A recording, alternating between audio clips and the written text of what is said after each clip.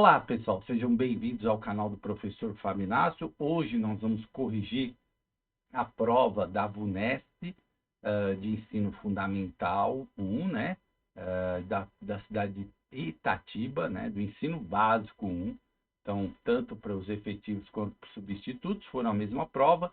Eu já corrigi, e se você viu no meu canal, professor de desenvolvimento infantil 1, que era gabarito extraoficial, né, porque eu corrigi antes da saída do gabarito, e estava tudo batendo, tá tudo certinho lá, tá? Eu conferi exatamente o que a banca colocou, foi aquilo que eu coloquei no gabarito extraoficial.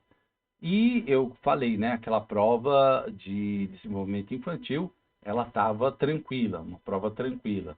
Essa estava mais complicada, uma prova mais complicada, e a de professor de ensino básico 2 ficou ali entre uma e outra, né? Nem tão difícil, nem tão fácil, ficou ali na média, tá? Então vamos lá rapidinho para a gente ver as questões aqui. Primeira questão. A discussão epistemológica dos anos recentes está gestando um novo entendimento da didática da pedagogia e das ciências da educação. Estou aqui falando da questão didática, né? Conforme Pimenta, a ressignificação epistemológica da pedagogia ocorre na medida em que essa torna. E aí ele vem na letra A aqui o plano de aula como base e considera prioritariamente nesse plano a estrutura pré-definida dos conteúdos, a avaliação educacional como parâmetro e prioriza a mensuração de resultados quantitativos que permitem também a avaliação institucional, o método de ensino como fundamento e senta-se na comunicação e na assimilação de conteúdos curriculares, a prática dos educadores como referência e busca nessa prática os significados construídos pelos sujeitos, e o projeto político-pedagógico da direção escolar como fonte assume suas diretrizes com um protocolo estabelecido para o cotidiano da escola. Então vamos lá.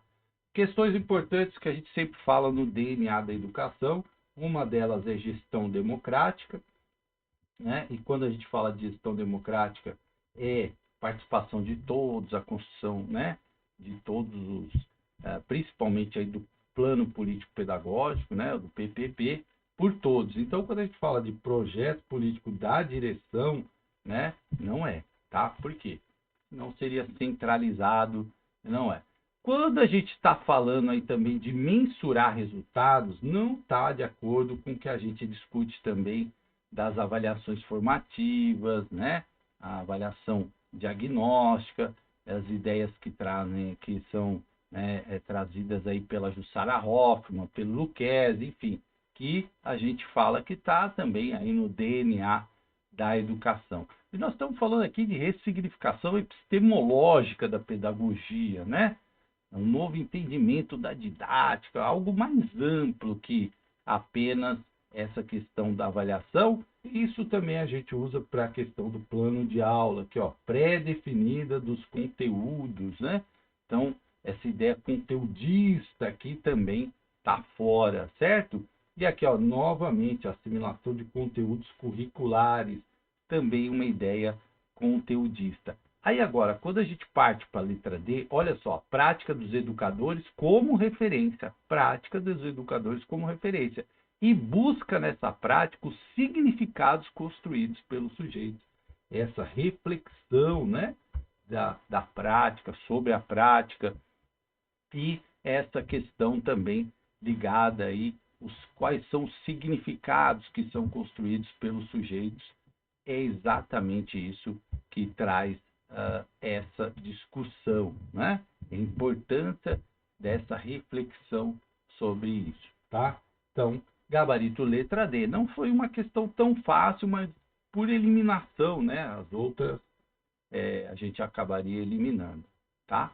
Bom, vamos lá. 32, uma questão da Benevides, professora da Unicamp, se eu não me engano, né?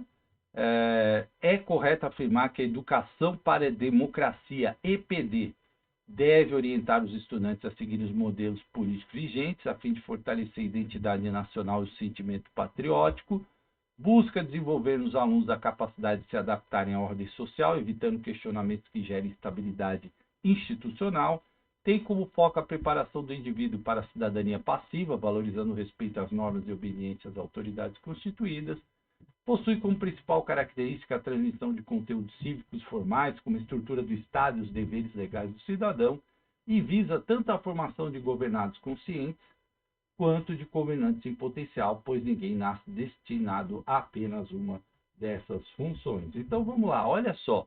Quando ele fala aqui de educação para a democracia, a gente tem que entender o DNA da nossa educação, que tem a gestão democrática, que tem a formação do cidadão pleno, consciente, crítico, né? Então a gente está falando aqui, ó, a seguirem os modelos políticos vigentes, né? Um conformismo, né? Ali sem muita crítica, né, do modelo vigente. Então não é isso, né? A Benevides é uma autora que ela vai fazer várias críticas à questão política, enfim. Então ela vai valorizar o espírito crítico, certo? Assim como a grande maioria dos autores.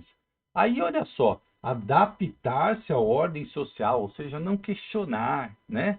Evitar questionamentos. A educação, a proposta é formação de pessoas críticas, questionadoras, né? Então, tá fora. Isso aqui é meio uma ideia de conservadorismo aqui, né? De, olha, não, vamos, né? Então, é nesse sentido. Olha só, você fala de cidadania passiva. Nós falamos na educação de cidadania ativa, né? Não passiva. A pessoa que aceita as coisas, tal, eu até participo, mas o que decidir está decidido, né? Então, respeitando as normas de obediência às autoridades constituídas. Oh, né? Então, o que está se colocando aqui? Que não as pessoas precisam ter, às vezes as autoridades têm problemas, né? Então, por isso que está se colocando dessa forma. Possui como conteúdo a transmissão, ó, ideia, né, de uma educação de transmitir conhecimentos, como Paulo Freire diria, educação bancária, aquela que transmite os conhecimentos para o aluno, né? De conteúdos cívicos formais, olha, deveres legais do cidadão. Percebe, elas são todas alternativas como eu diria, né? Alternativas que o cidadão não pode ser crítico, né? Não pode ali ser atuante, enfim, certo? É manter o status quo, né? Então, essas estão fora e óbvio aqui visa, né? Letra E, visa tanto a formação de governados conscientes, certo? Quanto de governantes em potencial, pois ninguém nasce destinado apenas a uma dessas funções. Então aqui é a letra E de educação, tá? Bom, por quê? Os governados têm que ser conscientes, sim, tem que ter consciência e consciência crítica, né? E também a formação para os governantes. E aí ela fala, ó, quem é governado hoje pode ter governo amanhã, né? Então, nesse sentido que está colocado aqui pela Maria Victoria Benevides, né? Professora da Unicamp. Bom, vamos para 33. De acordo com Veiga, o projeto político-pedagógico, ao dar uma nova identidade à escola, contempla em suas reflexões a questão da educação de qualidade, entendida nas dimensões indissociáveis. Aí ele coloca formal ou técnica, social e política, afetiva, humanística, ética e ideológica, didática, pedagógica, cultural e institucional, acadêmica ou científica, econômica e governamental, administrativa, organizacional, legislativa e estrutural. Bom, vamos lá. Como eu falei, essa prova foi um pouco mais puxada, né? Porque ela exigiu aí um conhecimento teórico maior, né? Tanto quando eu estava corrigindo ela ontem, eu já tinha feito uma boa parte, aí hoje eu ia gravar e tal, já aí saiu o gabarito à tarde, me mandaram o gabarito, eu fui conferir. Boa parte ali, tinha uma outra que eu estava em dúvida, mas estava certo. Mas exigiu mais, né? Eu fiquei pensando, falei, isso aqui e tal, né? Tem que lembrar o que o autor diz e tal. Foi mais exigente, mais exigente. Então, olha só, quando ele fala aqui das dimensões indissociáveis, né, do projeto político-pedagógico, do PPP, o Veiga está dizendo que ele não está falando aqui de legislativa, né? Não, administrativa, essa aí é que a gente já tiraria, né? Econômica, governamental. Veja, o PPP é da escola, é o projeto político-pedagógico da escola, tá? Então, ele vai versar ali sobre as questões escolares, né? E aí, do ponto de vista da sua formalidade, do ponto de vista da sociedade, porque o PPP identifica ali quem é o público, onde ele está inserido, né? A sua questão social, certo? E também a sua questão política. Por quê? Porque ali é definido, e aí quando a gente fala política, muita gente confunde, a gente está falando de política educacional. Qual vai ser a nossa linha de atuação, né? Como que a gente vai atuar ali? Nós vamos ter quais as bases referenciais? Vai ser o Vygotsky, vai ser Piaget, né? Vai ser os dois, vai ser Vallon, enfim, né? Então é a formal ou técnica social e política. Não é afetiva, humanística, ética, didática, pedagógica, cultural, institucional, gabarito, letra A. Tá vendo? Uma questão mais, né, de saber ali o pensamento do autor, não tem assim, ai, poxa, eu pensei aqui na didática, pedagógica, né? É que o PPP, ele é mais amplo, claro que tem didática pedagógica, mas dentro ali do contexto das definições, né? De política, por exemplo, como eu disse, né? De qual a linha que vai ser seguida, tá? Portanto, letra A de amor. Bom, 34, nós vamos aqui para compreender como vivem e pensam as crianças, entender suas culturas, seus modos de ver, de sentir e de agir, e escutar seus gostos ou preferências é uma das formas de poder compreendê-las como grupo humano. Para isso, conforme Barbosa, é preciso, letra A, preservar a infância como etapa preparatória para a vida adulta, reconhecendo a primazia dos conteúdos pedagógicos. B. Identificar a criança como um sujeito em desenvolvimento cuja autonomia será construída mais tarde.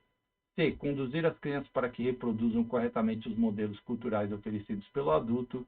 D. Tirar as crianças da condição de objetos para deixá-las advir como agentes da sua própria ação e discurso. E E. Adaptar as práticas pedagógicas às descobertas da ciência, priorizando a formação neurobiológica das crianças. Olha só. Então, bom, aqui a gente precisava ter o quê? A noção de criança que está presente nos documentos da legislação brasileira, dos pensadores brasileiros e das pensadoras brasileiras, em relação a que criança nós estamos pensando. Eu falo muito isso, né? A gente pensa numa criança com um sujeito de direitos, um sujeito criativo, um sujeito que faz cultura, né, que atua, enfim. Então, a gente pensa numa criança, né, cidadã já. Aquela frase que eu sempre digo. Tem muita gente que fala assim, a criança é o cidadão do futuro. Isso está errado, né? Porque a criança já é cidadã desde que, até antes de nascer, né? Porque ela já tem uma série de direitos, enfim. Então, a criança é cidadã desde que ela nasce, né? Até antes de nascer, por conta das várias proteções aí que existem hoje para a criança, inclusive enquanto ela ainda está no ventre da sua mãe, né? Então, olha só, falar que é conduzir as crianças para reproduzir é uma palavra que não combina com o DNA da educação, né? Identificar a criança como um sujeito em desenvolvimento cuja autonomia será construída mais tarde. Não, a autonomia da criança é construída, e quem trabalha com a educação infantil sabe disso, desde a mais tenra idade, né? Então, isso aqui também está fora. Preservar a infância como etapa preparatória para a vida adulta, reconhecendo a primazia dos conteúdos pedagógicos não tem nada a ver isso aqui, né? Não é essa a função. E, obviamente, né, adaptar as práticas da criança e priorizar a formação neurobiológica. Aí a gente sabe que a formação da criança ela é ampla, ela é nos aspectos cognitivos, sociais, psicológicos, físicos, né? Então não se limita só a uma questão neurobiológica, aí o que eu falo para vocês, limitou, né? Aqui é uma questão. Agora olha só, tirar as crianças da condição de objetos para deixá-las advir como agentes de sua própria ação e discurso. É exatamente isso, né? Pensar a criança de uma forma ampla, de uma criança que atua, uma criança que faz, que realiza, né? Então, letra D, de dado. Né? Perguntinhas foram mais elaboradas dessa prova aqui. Pessoal que, ó, não foi fácil, tá? Não foi fácil. Tirei o casaco que deu calor, tá vendo? A gente começa a falar, né? O professor vai falando, esquenta. Bom, ó, ao escrever sobre a formação de educadores para combate ao racismo, Silva define o preconceito basicamente como uma questão de definição de preconceito. Então, o que é o preconceito? É um tipo de comportamento aberto e visível nas relações sociais, expresso por atitudes claras de rejeição ao outro, sustentado por práticas que se manifestam de forma concreta e identificável no cotidiano. Essa que eu já vou comentar e ter por isso. Bom, primeiro, né? Nem sempre ele é aberto e visível. Por quê? No Brasil, a gente tem muito aquele racismo velado, né? Disfarçado ali de boas relações sociais, né? Então, que é um racismo que atua ali ocultamente, né? Muitas vezes a pessoa não manifesta isso diretamente, hoje tem manifestado, né? Um racismo mais visível, mas existe muito isso, né? Na hora que fecha uma porta para uma pessoa, uma porta de emprego, porque a pessoa é negra, né? Tem essas coisas no Brasil e acontece que eu já presenciei isso, tá? Então, essa tá fora. A letra B, uma atitude negativa com relação a um grupo, uma pessoa, isso está correto, né? Baseando-se num processo de comparação social, né?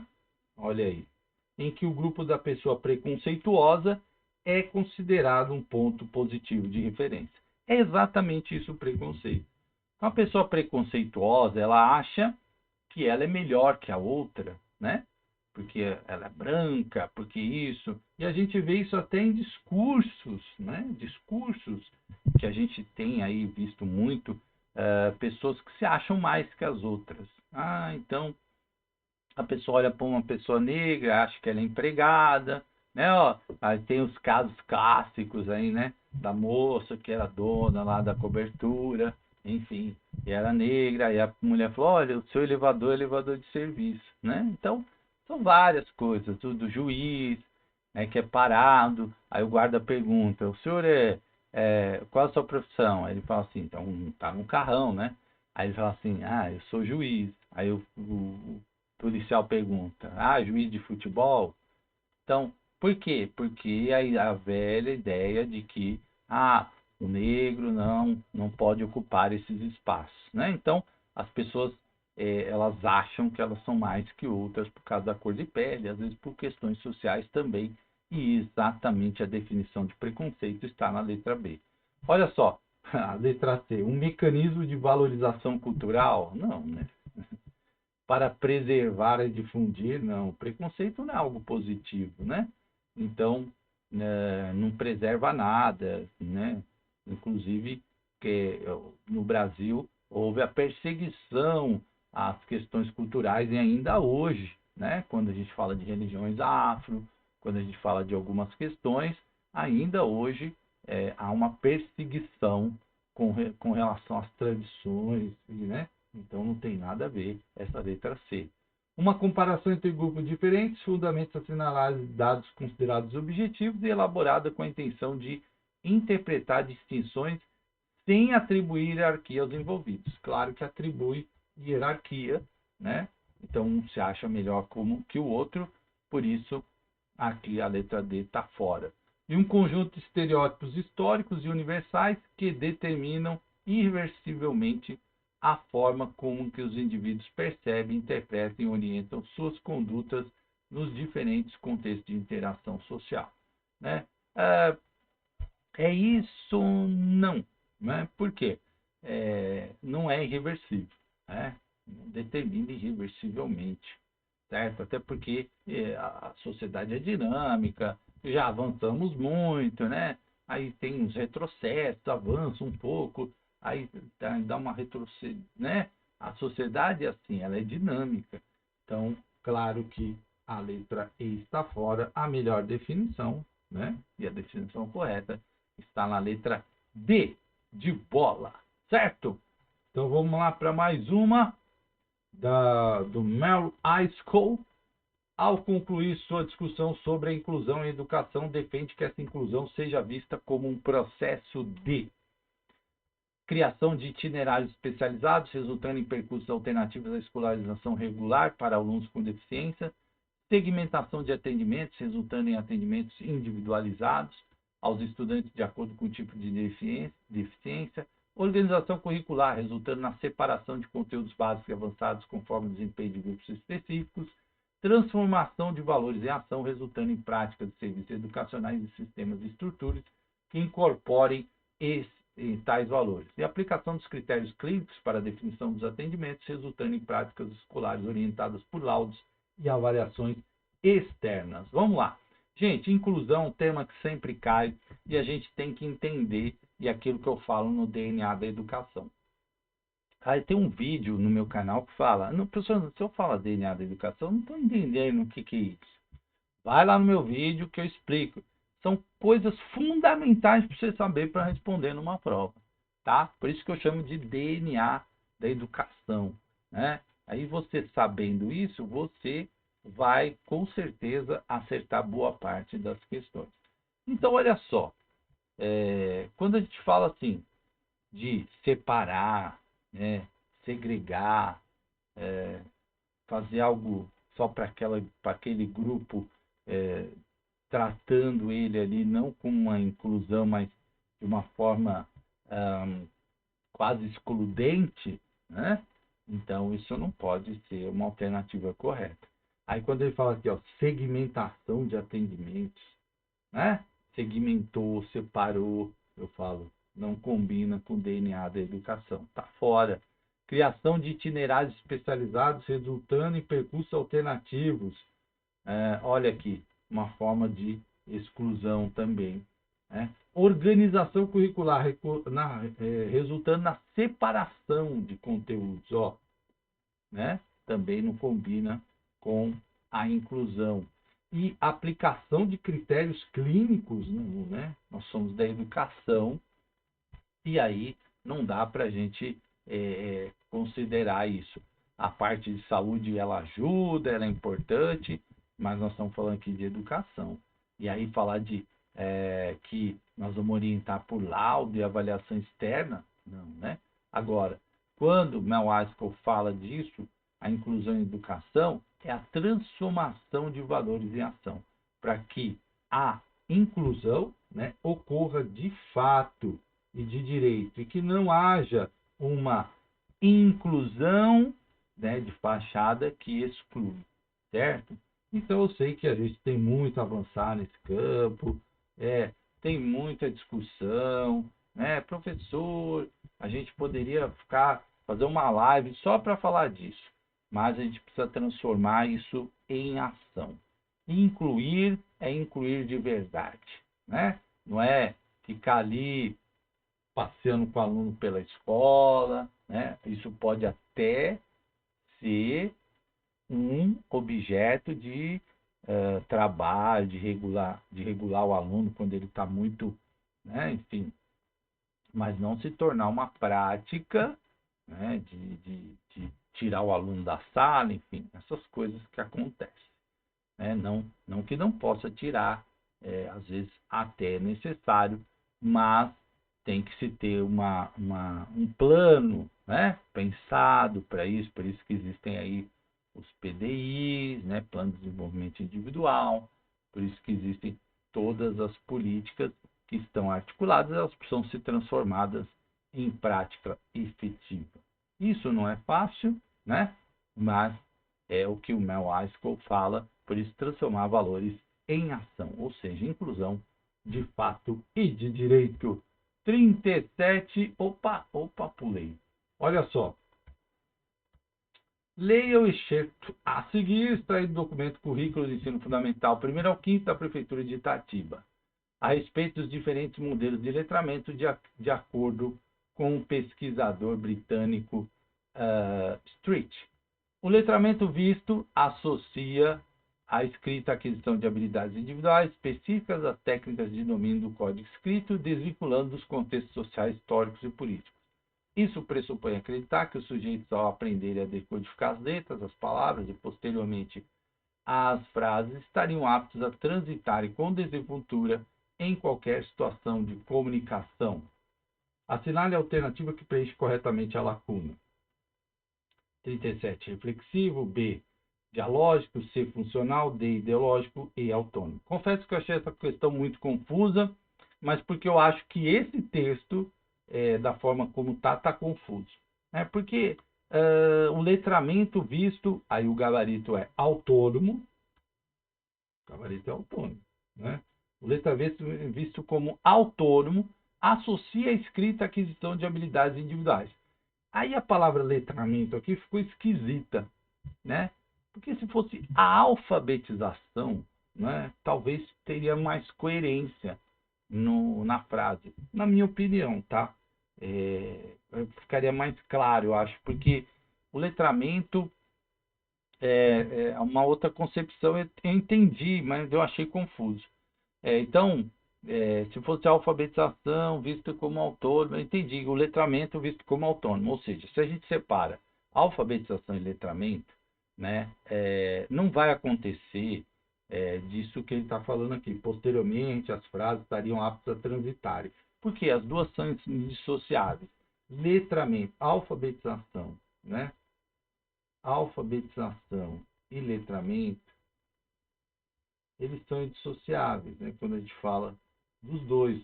Precisa aprender a decodificar, codificar as palavras, né? Sim, mas precisa saber o uso, a prática social da língua, etc. Né? Tem um texto da Magda Soares que fala isso, alfabetização e letramento, as multifacetas, né? Enfim. Então, o que acontece? Eu achei a frase meio truncada, mas tudo bem. Dá para entender, mas achei que ficou confuso. Seria falar assim, ó, não dá para um ser separado do outro.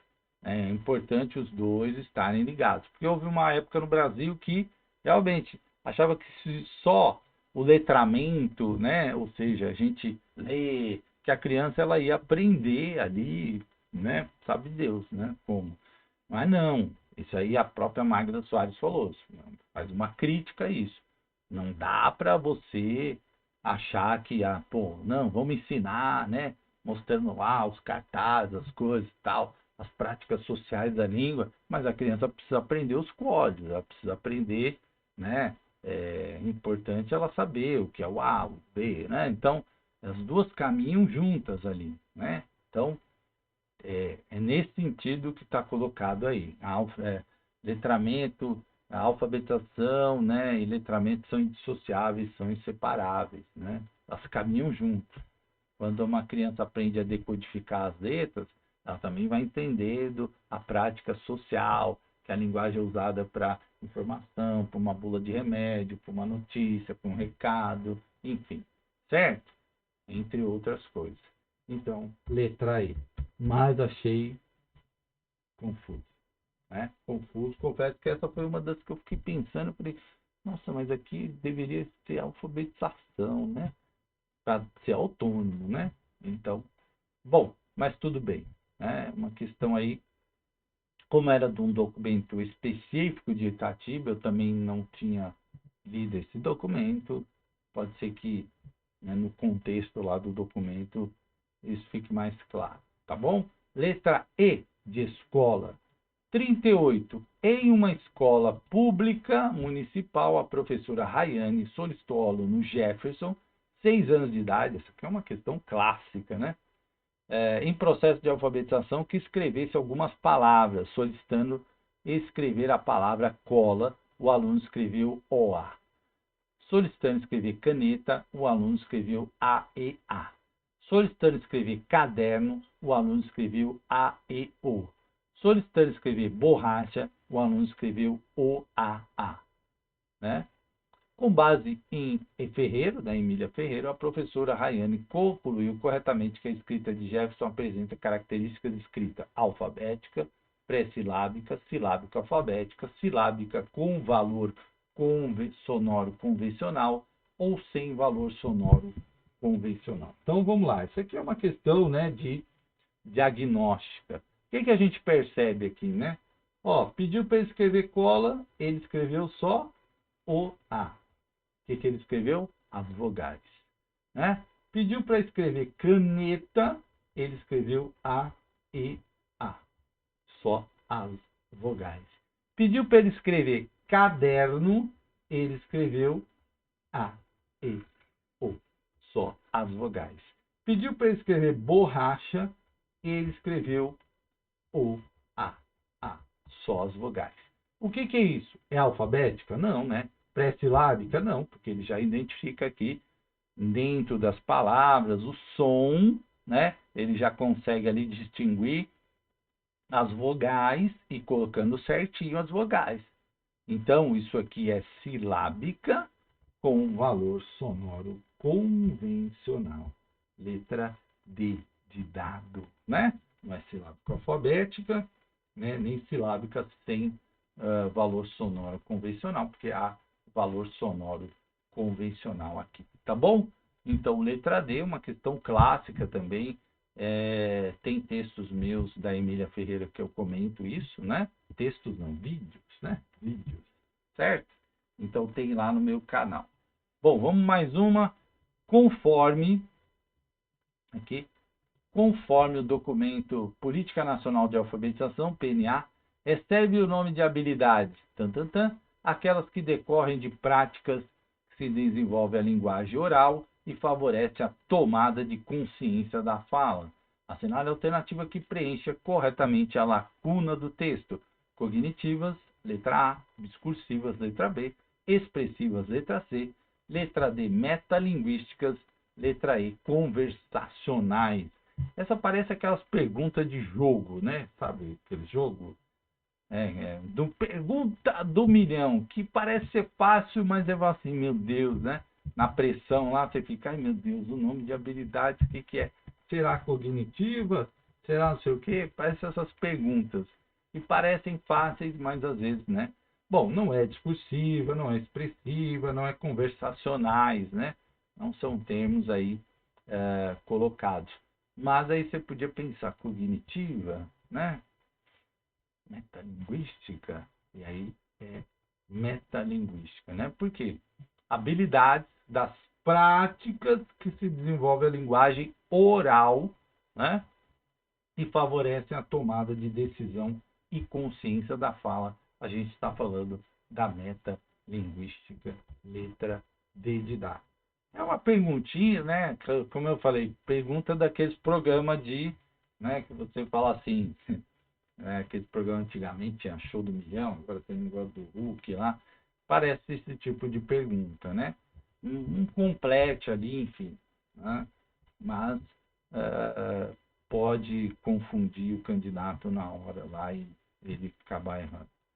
Bom, número 40, na didática de matemática da escola francesa, desenvolveu-se a teoria das situações didáticas, conforme Paniza.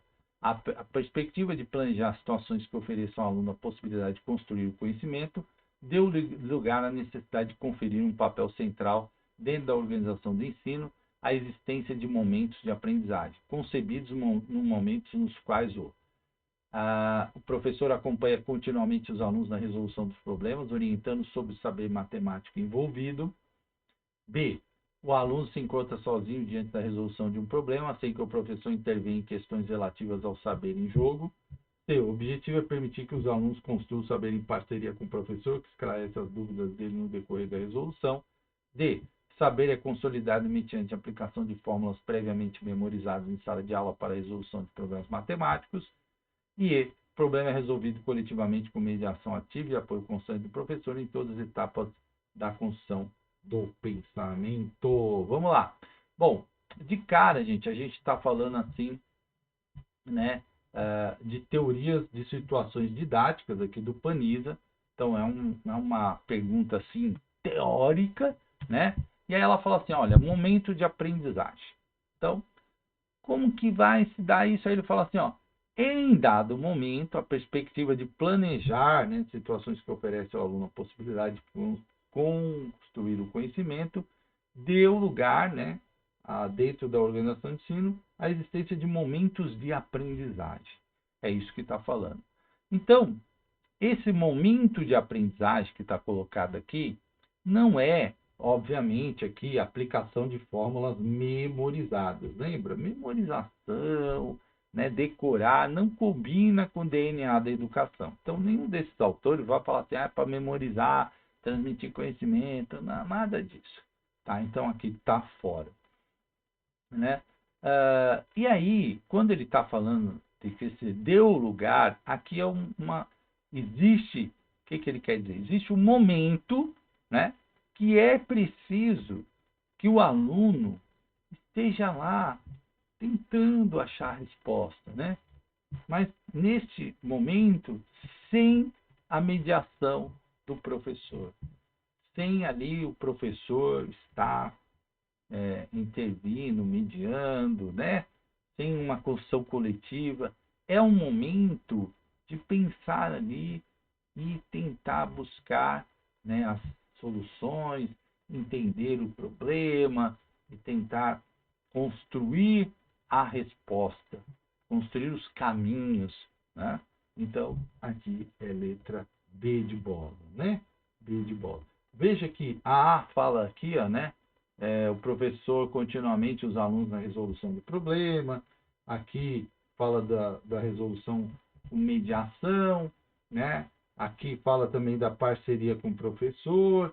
Então, é letra B de bola, que é esse momento ali importante, né? Que a gente tenta chegar numa resposta. Portanto, aqui letra B de bola, tá? Questão difícil essa, tá, gente? Questão eu achei difícil, né? Não é uma questão fácil, não. Bom, 41. Conforme Esteban, né? Em Hoffman Esteban, a avaliação investigando o processo de ensino-aprendizagem organizado por meio da pedagogia de projetos direciona o trabalho coletivo para a reprodução exata de respostas corretas trabalhadas pelo professor em sala de aula, exigindo dos estudantes a aderência a padrões considerados aceitáveis. Estabelece critérios fixos e objetivos de verificação do rendimento dos alunos, buscando alinhar o grupo ao mesmo padrão de desempenho previamente definido pela coordenação escolar. Ressalta a diferença e estimula que cada um traga para o trabalho coletivo suas particularidades, enriquecendo o processo e buscando elementos que possam ampliar seus conhecimentos. D. Enfatiza a necessidade de se comparar constantemente os resultados individuais dos estudantes, promovendo uma classificação de desempenho dentro do grupo e meios de reparar as defasagens. E valoriza a padronização dos procedimentos de diagnóstico, estimulando que todos os estudantes apresentem resultados semelhantes no trabalho coletivo, independente de suas diferenças. Bom, quando eu falo DNA da educação, eu estou falando assim, o que a gente tem no DNA da educação? Respeitar as diferenças, a pluralidade, a diversidade, né? Então, tudo que fala assim, ó, nós vamos homogeneizar, não combina com o DNA da educação. Os autores como Hoffman, né? Falar de resposta correta, de reprodução de resposta igual a do professor, né? Padrões, não é isso que a Jussara Hoffman defende, nem o Esteban, né? Critérios fixos, objetivos, sem flexibilidade, sem considerar, né, a diversidade, a pluralidade dos alunos, necessidade de se comparar constantemente os resultados individuais, como se fosse ali uma competição, promovendo a classificação, o ranqueamento. Não é isso, não combina com essa ideia da educação que esses autores defendem, né? Jussara Hoffmann, principalmente falando da avaliação formativa, padronização dos procedimentos diagnósticos, né? Para que todo mundo apresente resultado semelhante. Se a gente valoriza a diversidade, a pluralidade, se a gente entende que cada aluno tem sua singularidade, se a gente estuda hoje neurociência, a BNCC traz as competências e habilidades, elas são diferentes, né? As pessoas têm habilidades, competências diferentes, elas se desenvolvem de forma diferente. Tudo isso aqui, não, né? Agora, ó, ressalta a diferença, ó. Estimula que cada um traga para o trabalho suas particularidades, porque as pessoas são diferentes, as pessoas não são iguais, né? Então, eu costumo muito falar isso. Então, para você entender, quando você for responder uma prova, você tem que pensar assim, você trabalha com pessoas, as pessoas não são iguais, as pessoas são diferentes. Cada ser humano é um ser humano diferente, distinto, plural, cheio de emoções, cheio de sentimentos, cheio de particularidades. Cada um é cada um. Então, nós não trabalhamos com uma fábrica de automóveis, que você vai lá e fala assim, eu vou fabricar um Nissan Kicks. E aí, você tem lá toda a instrução, você vai, né, os robôs, os funcionários vão montar o carro, e os carros vão sair todos muito iguais, parecidos, né? Pode ter um detalhezinho ali, outro, mas vai ser todo mundo igualzinho, padronizado. Na educação não dá para ser assim, né? Não dá para ser assim porque as pessoas são diferentes, elas vivem em famílias, contextos culturais, econômicos, sociais, psicológicos, físicos diferentes, né? Então a gente precisa aproveitar essas particularidades. Até outro dia tinha um livro na educação infantil falando disso, né? Que o mundo, todo mundo era igual. Aí tudo era muito chato, né? Todo mundo era igual, todo mundo tinha a mesma cara, fazia as mesmas coisas, né? E aí um dia apareceu uma pessoa diferente, pum, nasceu lá, né? Todo mundo, tal. Aí daqui a pouco as pessoas começaram a achar ruim porque aquela pessoa diferente era diferente, né?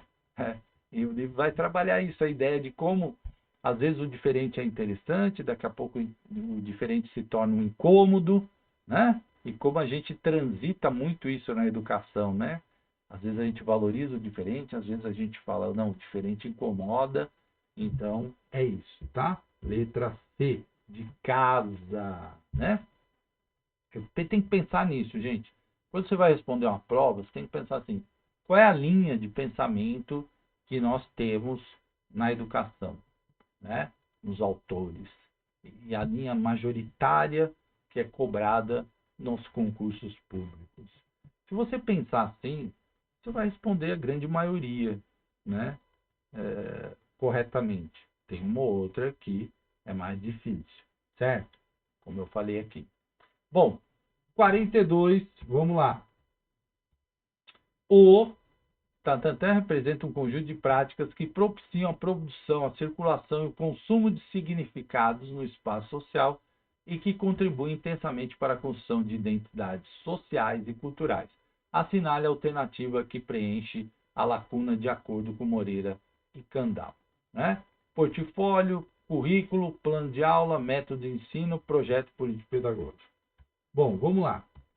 Né? O portfólio ele é usado muito, principalmente na educação infantil, mas pode ser usado em outras, para registrar ali o desenvolvimento, né, da pessoa. Aqui nós estamos falando conjunto de práticas, produção e circulação de consumo de espaços e significados, né, e que contribui para a construção de identidades sociais e culturais. Então não é o plano de aulas, onde o professor pensa ali o que ele vai executar. Não é o método de ensino, né? Nesse caso, nem o projeto político-pedagógico, que trabalha ali as questões escolares. Nós estamos falando aqui de currículo, certo?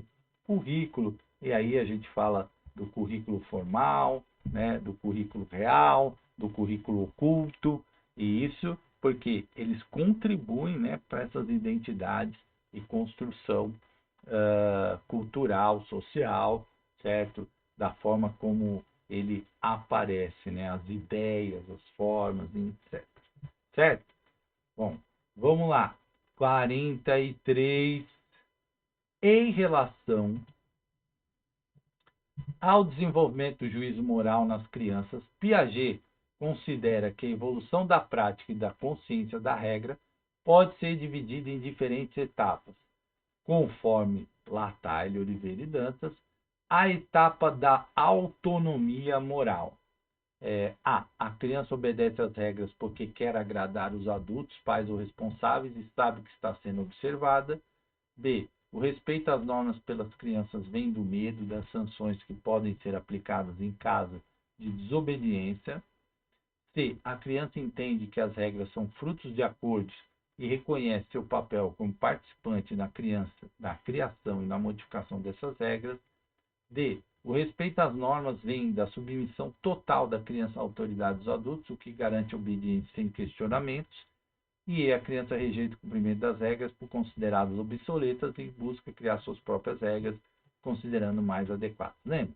Nós estamos falando aqui de uma ideia, né, do juízo moral, do Piaget, né, aqui, da regra, no clássico livro de Latalhe, Oliveira e Dantas, né, Piaget, Vygotsky e Vallon.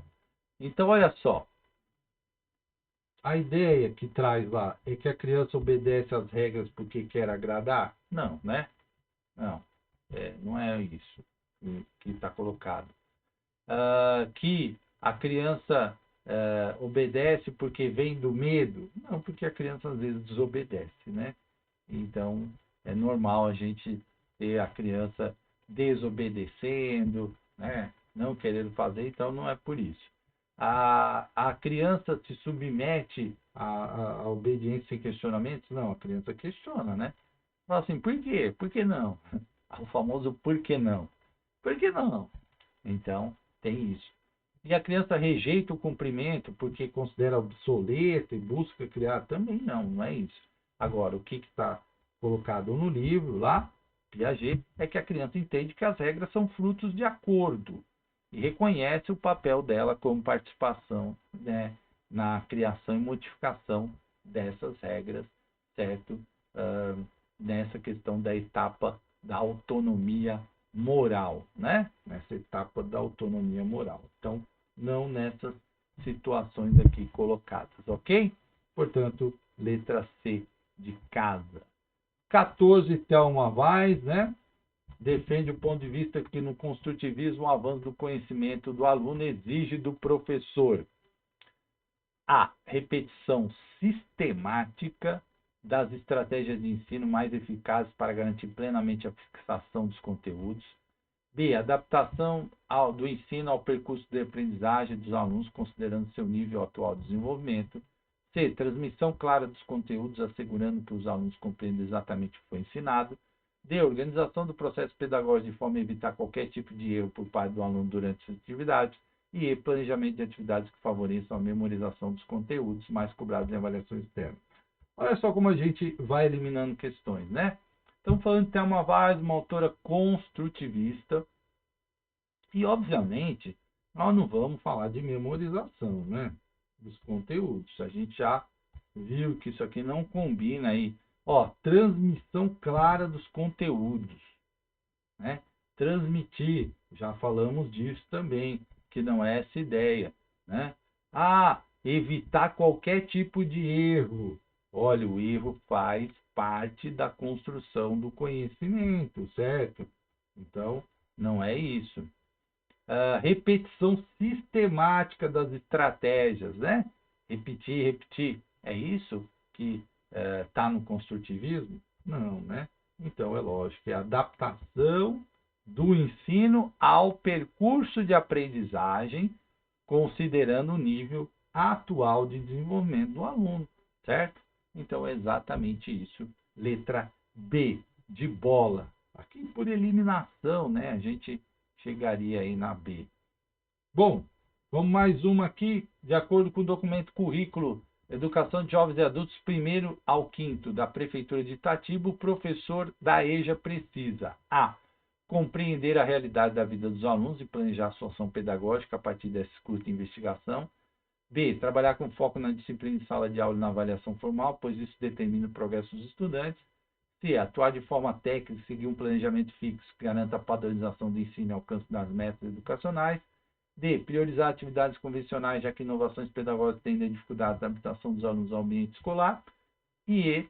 Adotar uma estratégia, uma abordagem de ensino pautada na uniformização das práticas didáticas, assegurando que os alunos aprendam no mesmo ritmo. Então, ó, tudo aqui a gente fala no DNA da educação. Bom, cada aluno é um aluno, né? A gente tem que respeitar os ritmos dos alunos. Então, se a gente fala que a gente está adotando uma abordagem pautada na uniformização, a gente não está respeitando as pluralidades, né? Os ritmos de cada um. Ó, isso aqui é DNA da educação, né? As inovações pedagógicas tendem a dificultar a adaptação? Não, as inovações pedagógicas fazem parte do contexto de vida do aluno. A gente está vivendo essas inovações, né? Não só as inovações tecnológicas, como também as inovações pedagógicas. Então, isso faz parte. Então, não é, então temos que ser convencional. Não, o aluno vai viver num mundo real, né? E esse mundo real tem mudanças. Então, não é isso, né? A letra D está fora.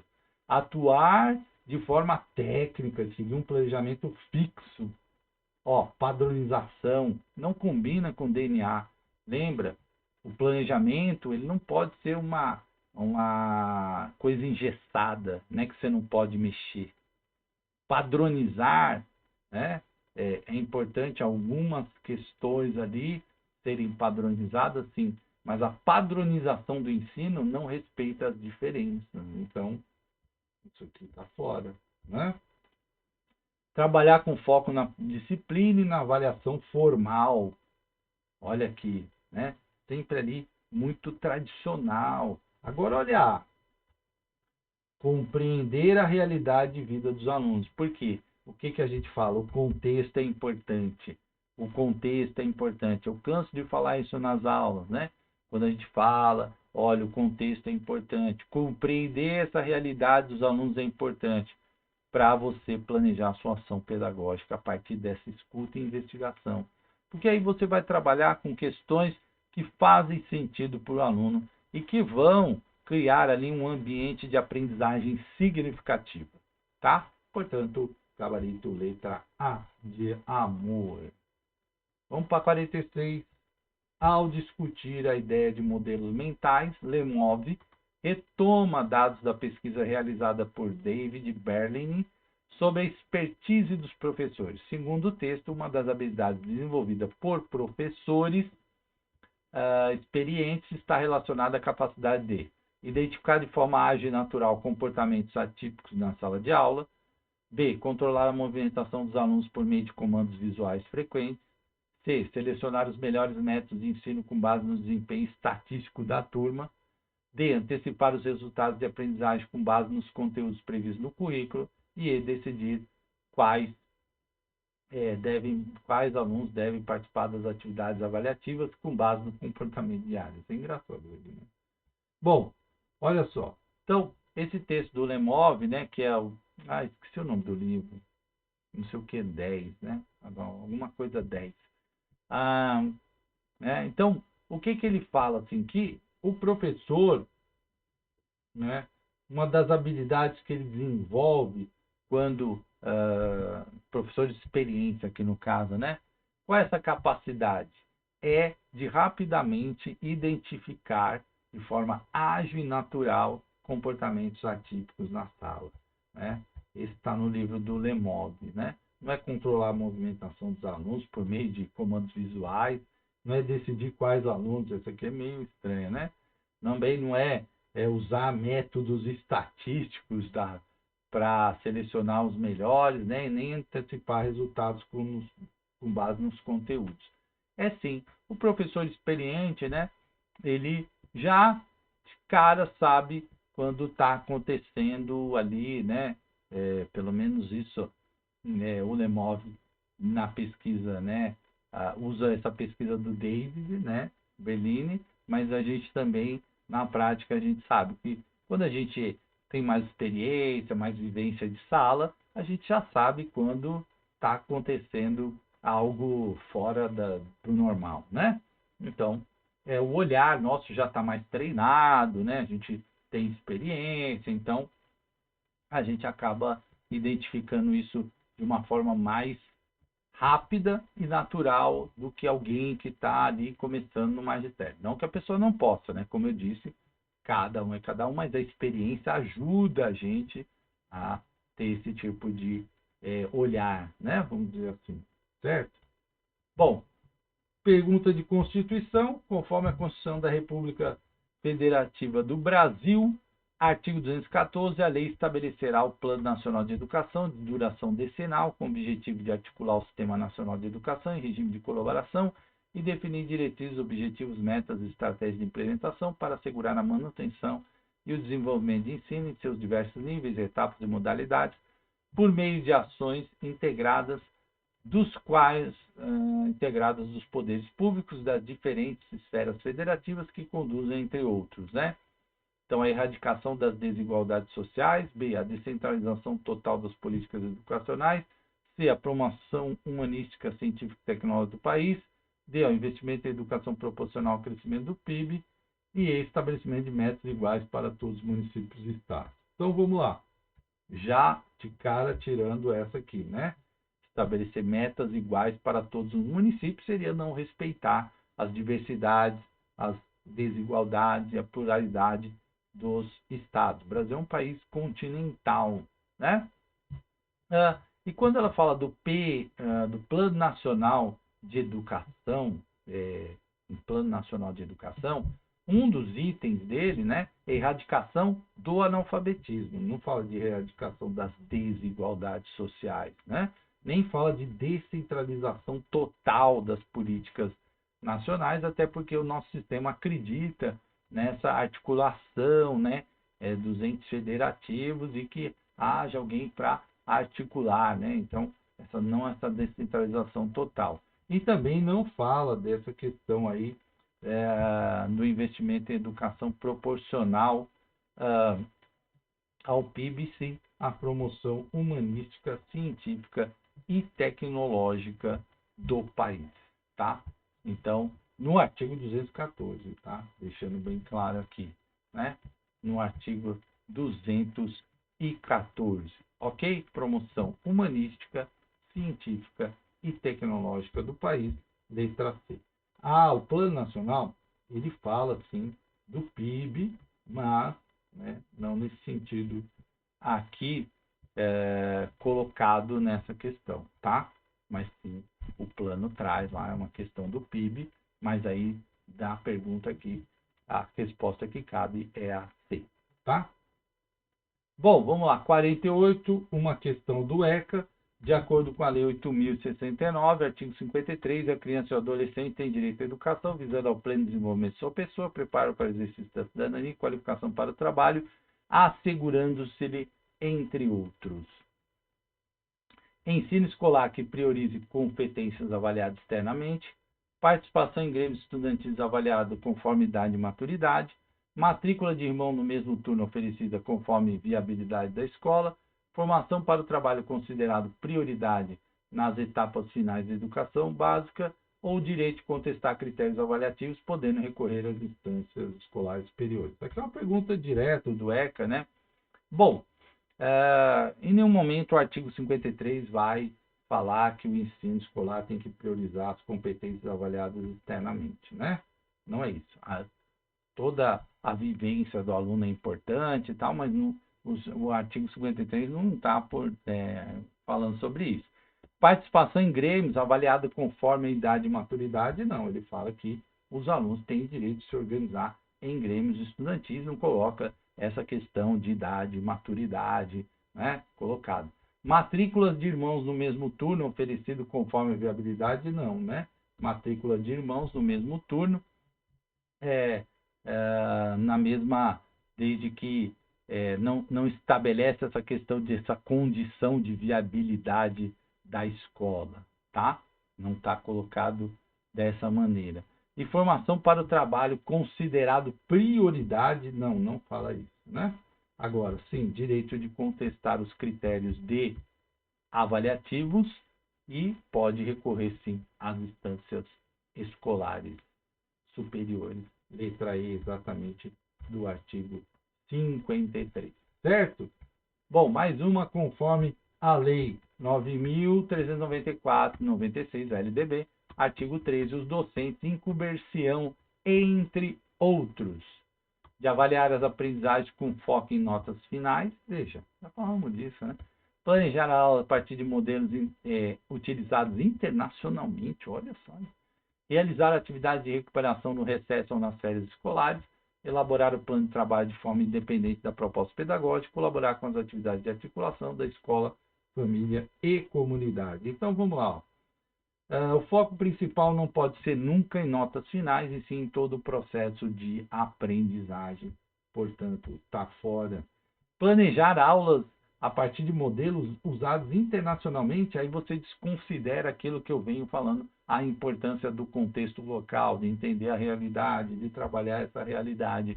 Então, está fora.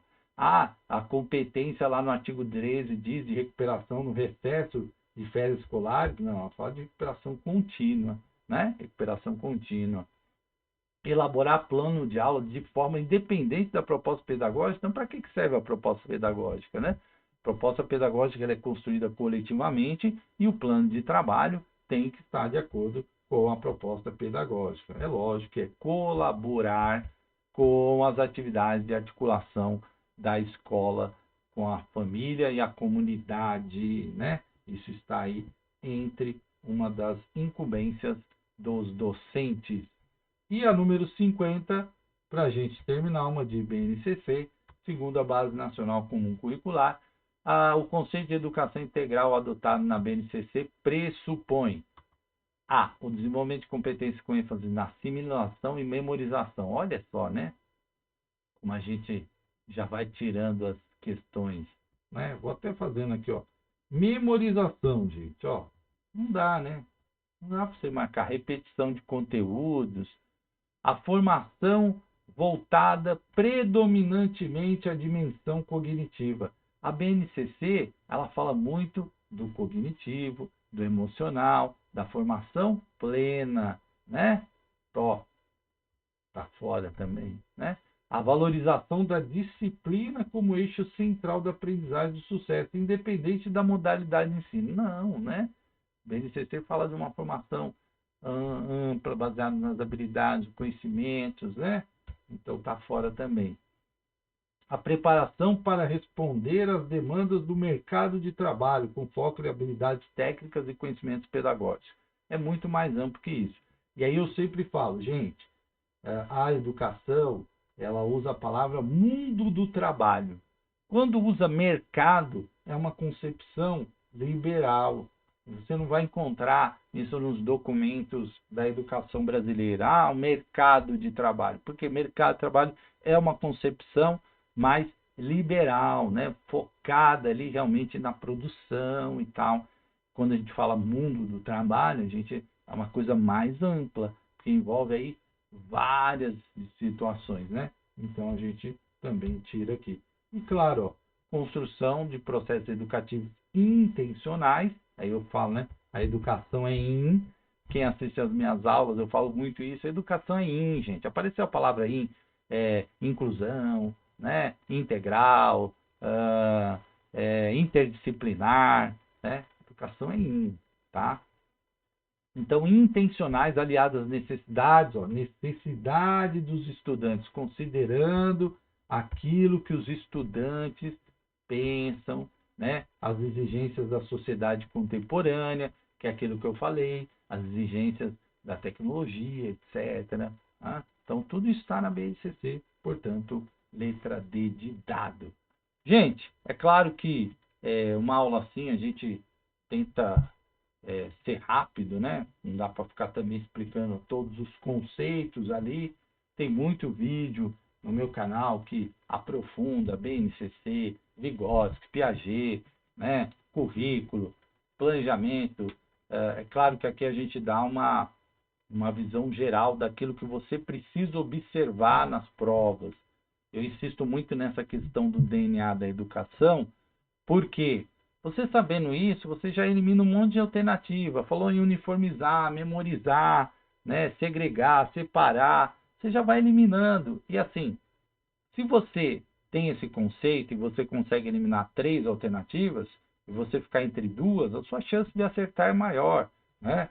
Eu costumo falar isso. Passar em concurso, tem que estudar, tem, mas tem coisas que a gente aprende na prática, né?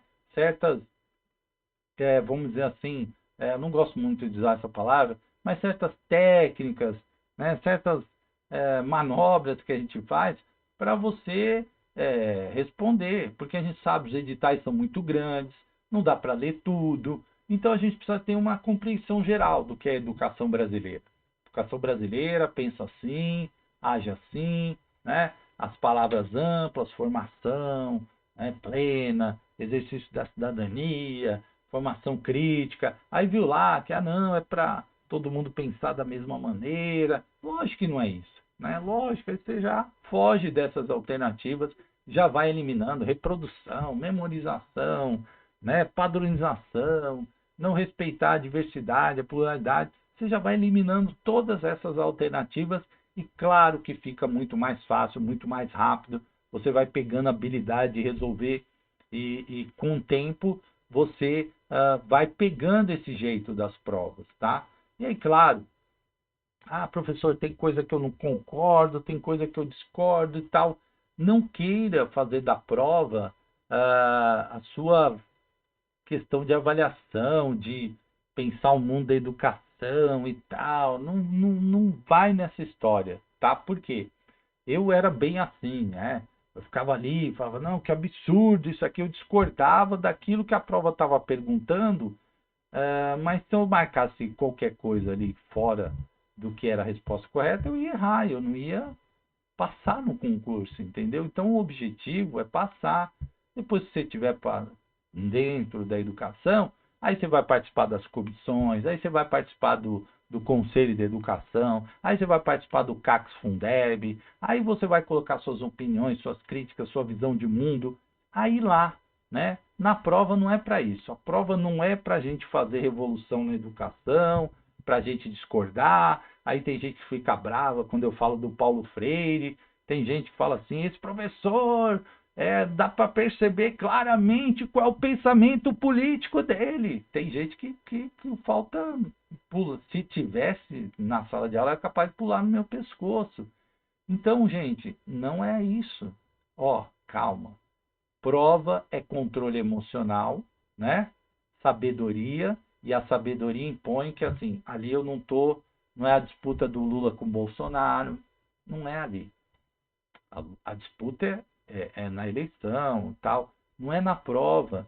Não é na prova que. Eu lembro que um dia eu falei, essa política, né, do Plano Nacional de Alfabetização está alinhada com o pensamento político do governo Bolsonaro e tal. Aí mudou, entrou o Lula. Aí, aí o Lula lançou outra. Essa tá alinhada. Aí a pessoa surta, critica, fala a outra é a melhor. Não, é isso mesmo, a outra é uma porcaria. Sabe? Gente, não é esse momento, né? O momento é entender que existem esses movimentos na política que acabam afetando a educação. A gente precisa entender isso. Existem pensamentos conservadores, pensamentos progressistas, e a gente precisa entender isso e ir para a prova para responder as coisas. Senão a gente não passa no concurso, tá?